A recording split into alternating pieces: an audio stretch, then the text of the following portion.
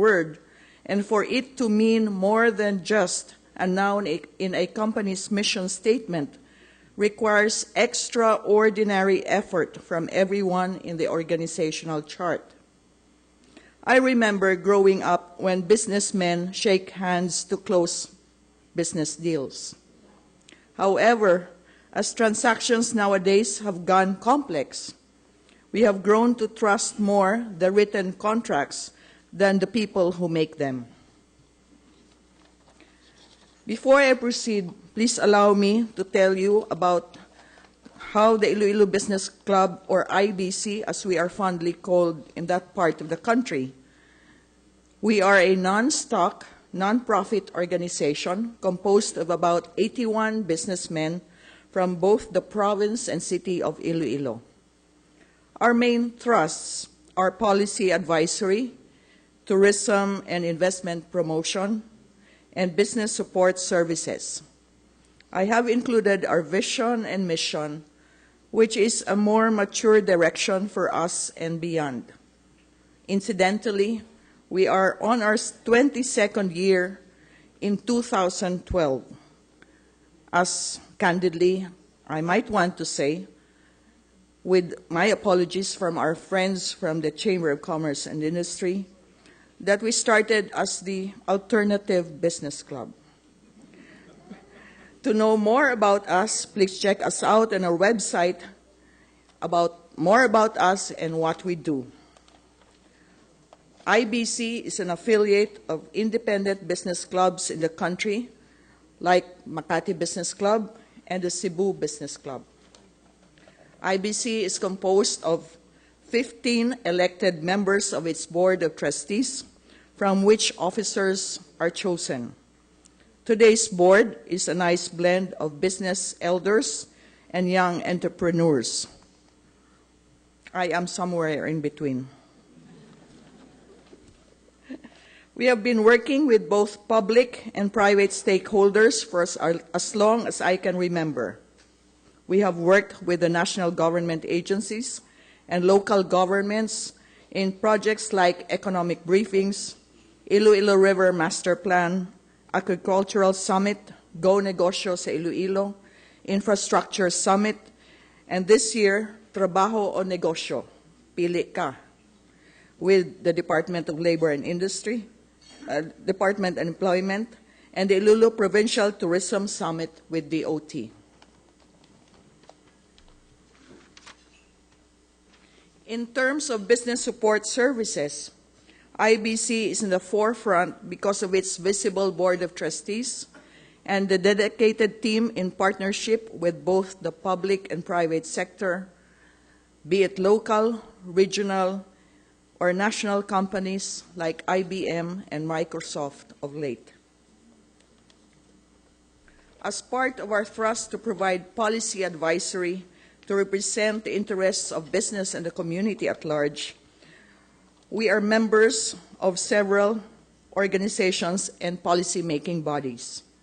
We are represented in the following: the Regional Development Council, Regional Competitiveness Council, Solid Waste Management Board, Iloilo City Investment and Incentives Board, Iloilo City Peace and Order Council, Local Economic Development Council, Iloilo River Development Council, Regional Tripartite Industrial Peace Council, Regional and the Provincial Technical Education and Skills Development Committee.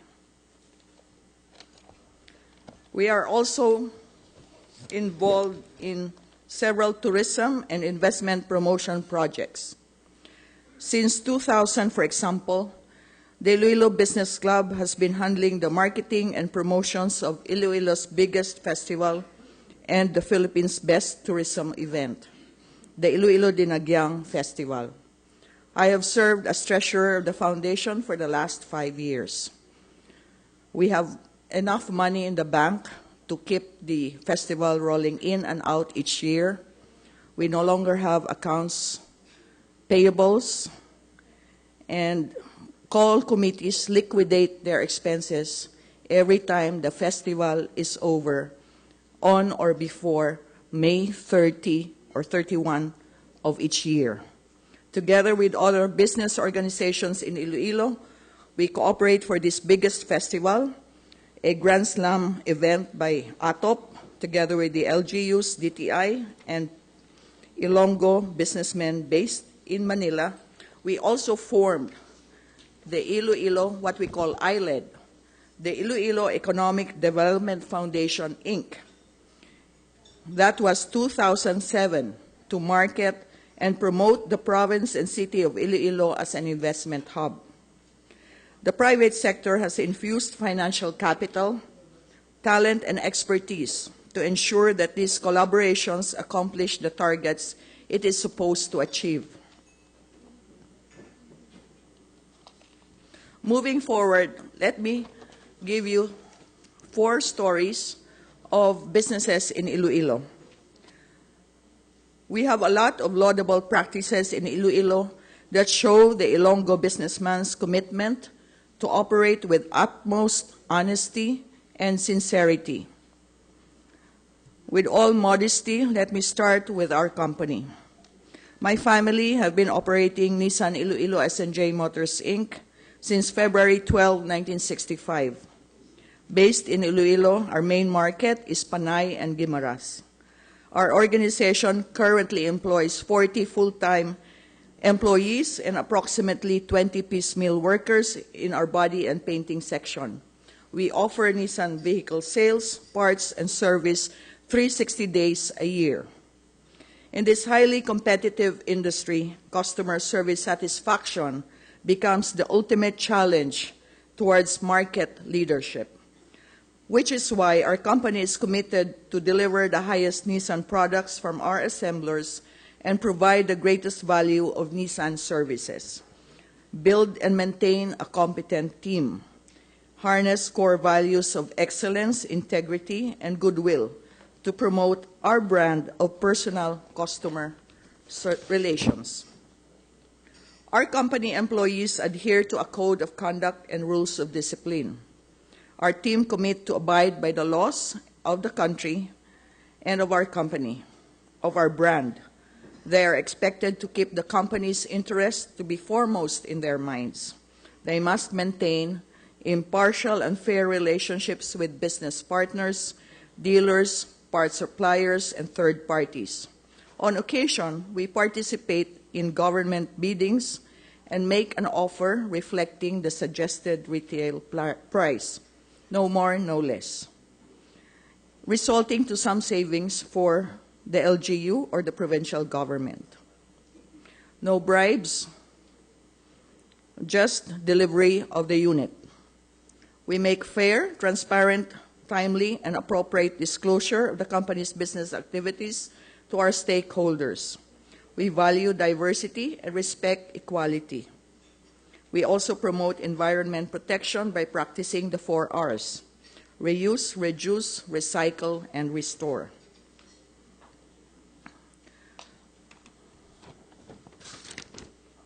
Perhaps what set us apart from our friendly competitors is our philosophy of delight. We do not just sell cars. We take care of the customer's owning experience, taking them to a journey of delight that does not end upon purchase. Our hard work has not gone unnoticed. Most special among our awards are the 2010 and 2011 Global Nissan Sales and Service Way Award, besting other Nissan dealers in the Philippines. Through a telemarketing survey for a year, to get a global award, you should have a consistent score of 9 and 10. Once you get an 8 for all the audit items, you get an X. So you only earn points by getting a 9 and a 10. Likewise, we may be the only auto dealership in our territory that is recognized by DTI 6 as a silver certified establishment, upholding consumer rights and business ethical practices. Let us move on to another member of the Iloilo Business Club, the biggest flour and feed miller in the country, the Philippine Foremost Milling Corp. Established in 1989, it was the first flour mill plant established in Western Visayas by the Oigongkos. They have grown since then to serve markets in the rest of the country and the Asian region. Their commitment to production of world-class products are reflected in their strict observance of quality standards in raw materials, procurement, and other controls related to storage, handling, and packaging. In fact, their flour mill is the first in the Philippines to receive an ISO 2200-2005 Food Safety Management System certification, the latest and the highest internationally recognized standard specifically designed for the food manufacturing industry. Should there be a complaint on their products, they readily conduct investigations and will replace any delivery should the claim be confirmed.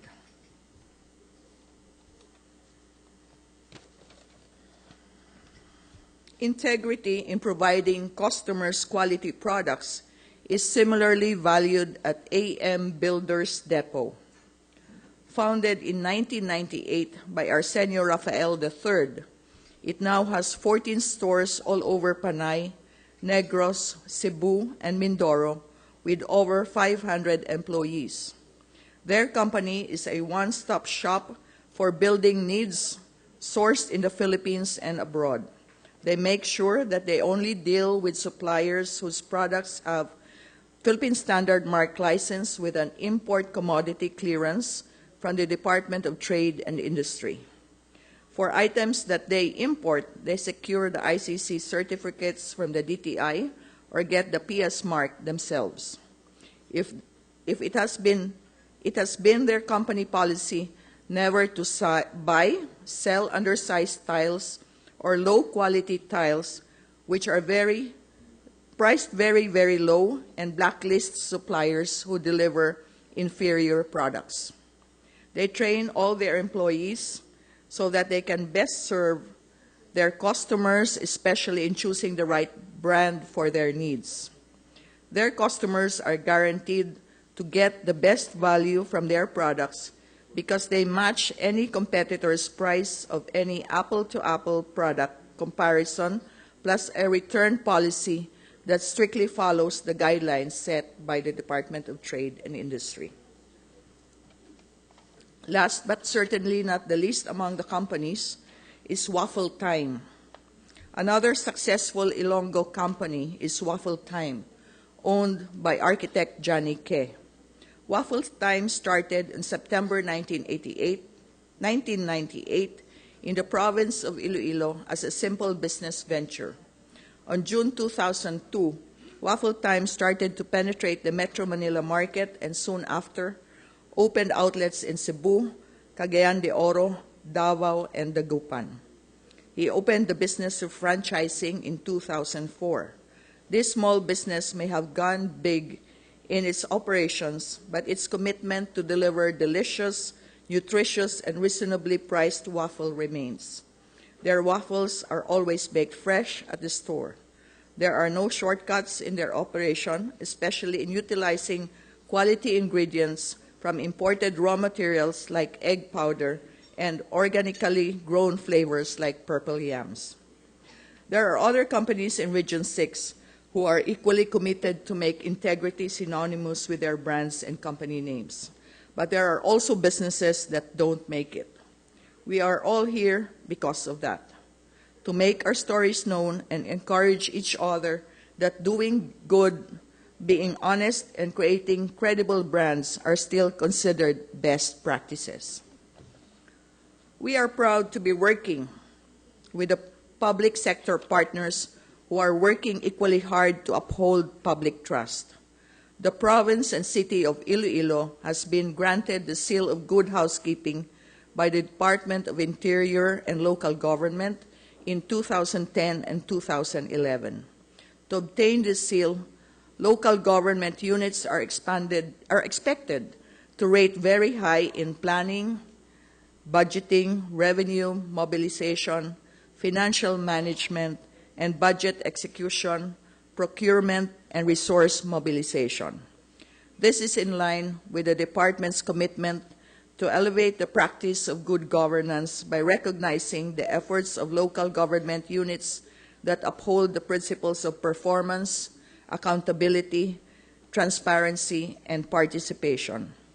As their partner in economic activities, this is important to us because we know how they spend our taxes and we know how they prioritize our needs.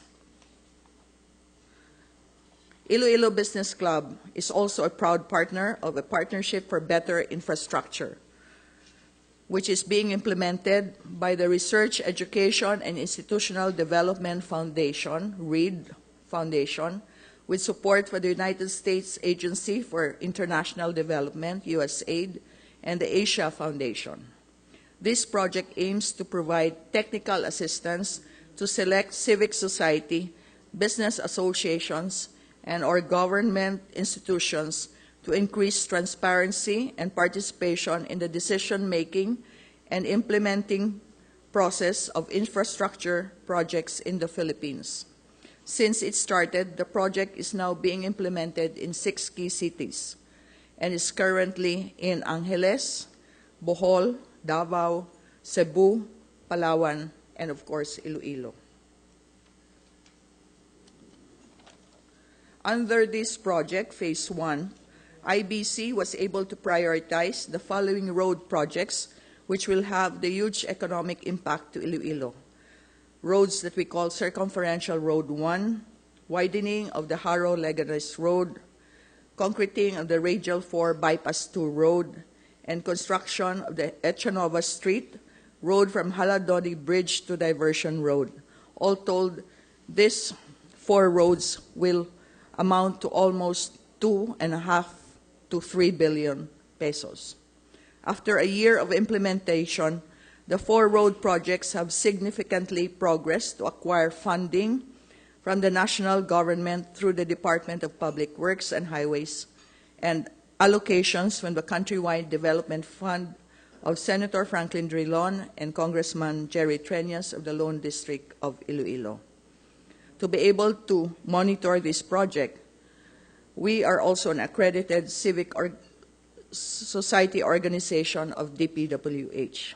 Also, as a member of the Regional Development Council 6, I can assure you that this project has its budget through 2013 already inputted and approved. PBI 2, the Partnership for Better Infrastructure Phase 2, continuously monitors bidding and construction activities related to the different road projects. IBC has proposed a new list for inclusion in the 2013 Priority Tourism Infrastructure Project and was already endorsed to the central offices of DPWH and DOT. The infrastructure road projects now complement the tourism and aviation development initiatives of business groups like us. This is to ensure complementing plans to come up with better road networks in Iloilo, maximized capacity for air transportation to the Iloilo Airport. Notably, as we are expecting Cebu Pacific Air to fly in and out of Iloilo and Hong Kong twice a week, and in and out of Iloilo and Singapore 3 times a week starting November 8 and 9 this year. And domestic flights direct to Puerto Princesa, Gensan, and Tacloban, and a synergized tourism sector which will open opportunities for investments. 5 new hotels, 3 big developments, and improved services, 2 new hospitals, Medicus and University Physicians Medical Center, and all types of fun places to go, like restaurants and bars and everything else. I will end this presentation by saying that walking the talk requires much from a business leader because the organization, as John C. Maxwell puts it, reflects its leader's character. The decisions we make define us, and shapes not just our companies, but also the community where we belong. If both public and private sectors do extraordinary means to uphold what is good and just, what is honest and credible, be it small or big, then there is hope for our country. I will do my share. With all of us together, we can make a huge difference. Once again, thank you, and I wish everyone a pleasant afternoon. In Ilonggo, madamo gid nga salamat. Thank you very much, Ms. Segovia. I would just like to quickly acknowledge the presence of Ms. Kim Menares, Commissioner of the Bureau of Internal Revenue.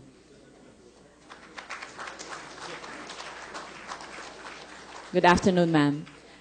There are question slips on your table, so please, if you have questions for our speakers, just give them to those who are going around. We proceed to our last speaker, Mr. Rabat.